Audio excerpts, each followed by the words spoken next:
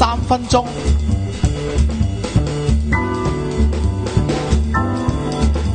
子曰：溫故而知新，可以為師焉。呢句咧又係孔子最多人熟悉嘅嘢。咁當然咧就係即係呢一個有，但係咁簡單嘅嘢咧，都有幾個唔同嘅解法喎。首先溫故何解先？即係咁樣係。嗱，其實咧就係你用好猛嘅火煮嗰啲嘢咧，就叫做即係煮。如果咧用慢火咧，就叫溫。即係咧，你嗰啲嘢凍咗啦，你煲翻熟佢，咁呢個咪溫咯。其實溫習就由此而嚟，你知唔知啊？明白。一啲已經熟咗嘅嘢，係你已經知嘅嘢，你再練再翻煲，咁咪叫做溫咯，就係咁樣。明。好啦，佢有幾個解法乜嘢咧？溫故而知新咧，即係一個解法就係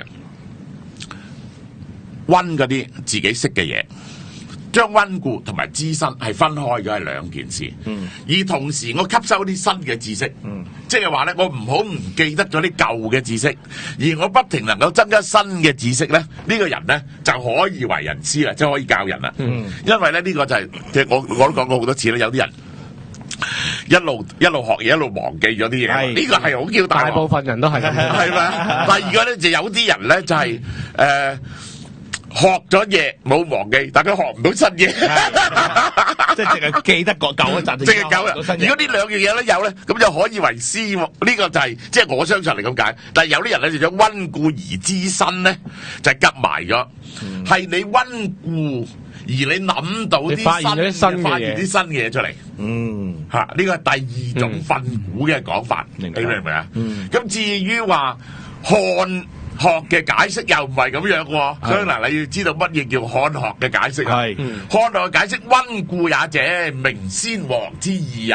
哦，你知唔知啊？溫故係一定係要明先王嘅總結方法，明白。而作一種新嘅禮樂出嚟。哦 ，OK。咁我覺得呢啲根本係尊重，即係漢儒嗰啲，係啦，呢啲解經合埋狗噏，